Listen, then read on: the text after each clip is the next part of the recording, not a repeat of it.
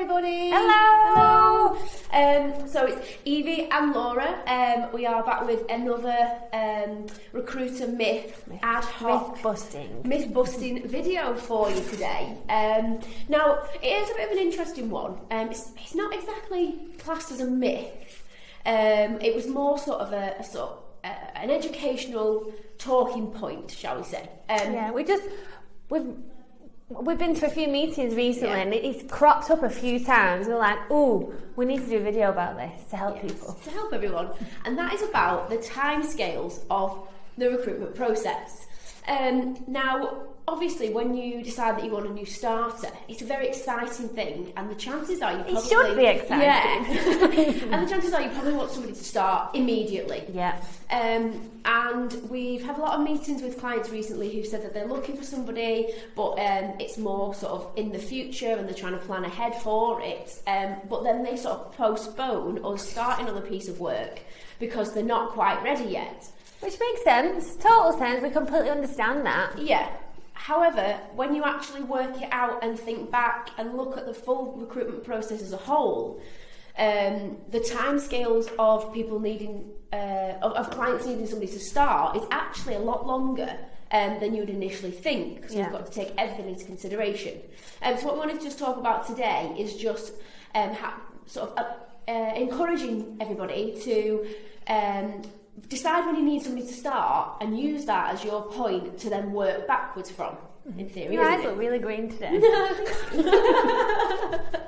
Yeah, so where did we go? Went to see someone recently and they said, yeah, we're looking to recruit, but we don't need to do anything right now because we only really want them to start in April. Which sounds like it's really far away, but it's only 6 weeks to April. Even if they wanted them to start in May. So let's give May as an example, because that sounds like it's way in the future.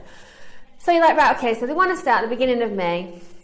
So they could be on 1 week notice, not 1 week, that'll be good. 1 month notice period. Yeah. Some people are on 60 days, some are even on 3 weeks. What's wrong with me? 3 months or 12 weeks. Yeah. Oh my God, you can tell it's Monday. I think I need some coffee in here, not herbal tea. So we think, right, 1st of May, go back a month. So we need to start, we need to give them an offer at the beginning of April, which means we've got to have been through the recruitment process in March.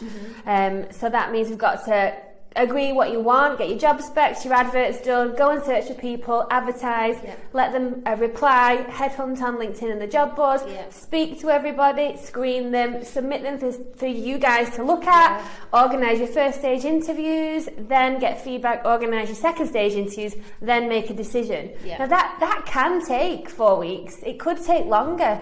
So really what you need, so if someone wanted someone to start in May today, we would be suggesting to get going towards the end of this month, or as soon as possible, really. Which you wouldn't expect, would you? No, and you've got to account for people not accepting the offer. Not showing up to the interview. People dropping out, potentially. What you're looking for might not actually exist. So the things for a unicorn. Yeah, exactly. There's a lot of back and forward when it comes to recruitment, and finding the perfect person can take a long while, and as Laura said, it's about getting the interviews in, the notice period, all that kind of stuff. I actually had a conversation with somebody the other day and kind of worked it back, and it can potentially take sort of 2 to 3 months, the whole process from the moment, from the first meeting with ourselves to actually having somebody sat in the seat ready to do the job can take that long because of everything that goes on in between. Now, I know that it might not seem like that, especially if a lot of you work with agencies. You'll only see the end result, the CV on the desk. But there's a lot of things that go into finding that person, especially when it's finding the right person. It's not That's just the key, isn't it? Yeah, it's the perfect Not person. just any person. You could find any person very quickly. And you might even get lucky, and you might find someone quick. But then you might not be ready for them because you found them sooner than you anticipate, and that is also fine, because if you know your timescales at the beginning, then you can be explaining that to us or whoever you're using for recruitment, or if you're doing it directly, explain that to the candidate right from the beginning on that very first phone call. manage expectations. Yeah, what your expectations and your timeline is, and then they'll just get it, and then they can then plan in when they're going to resign, and if they want a bit of time off in between, they can organise that. Yeah. Then if people are communicated with effectively and you manage your expectations, they're usually pretty reasonable and understanding. Absolutely. And the ones that aren't are probably not the ones you want in your business anyway. And then on the flip side of that is if you've not planned and you're not prepared and you've not got somebody in place already, Smack you on your hands. Yeah, and they're you potentially need them for a project to start, or you've just got your dream client come on board and you think, right, I need the perfect people in place to work on this, and then it comes down to it and you don't have them because we're still trying to find people, the process is still going on. The panic of that is horrendous, and we don't want to see people in that position. So whether or not you're recruiting yourselves, or you're working with an agency, or you're working ideally with us, then that is something that we would always suggest, is to think ahead and plan out your time properly to make sure that there isn't the panic when you actually need somebody in the chair and the chair's still empty. Yeah, which you don't want that. No. You just need to give yourself more time. So being proactive as possible gives you more time. It's less stressful. It doesn't impact your day-to-day job and responsibilities as much, because you don't have to give 2 weeks to the recruitment process as a solid time period. You can plan it in, go, I'm going to do telephone interviews here, then that following week I'll do a few face-to-face, etc., etc. It's much more enjoyable, it's less stressful, and you're giving yourself more time, so like Evie said, to find the right people. Sometimes you can't help having to do reactive recruitment. If someone's left suddenly and they're not going to win a notice period, for example, you can't always plan. No. And it is more stressful because it's all consuming, you've got to do it all then and there, and you're in a rush, you're under pressure, and it's those times that people can make the wrong decisions to hire someone just to fill that job because that's what you need, that's what they focused on. It might not be the right person for the long term, and then that can lead to other problems further down the line that you weren't anticipating.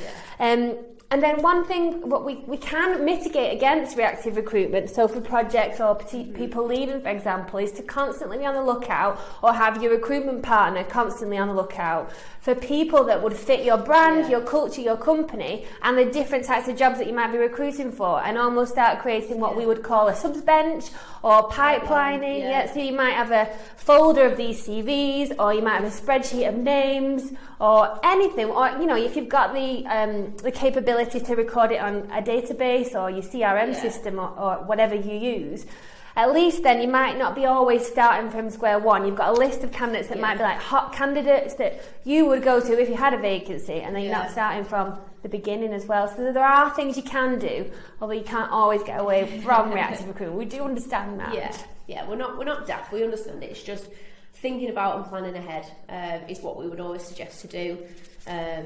And it just makes it easier for everybody. There's nicer.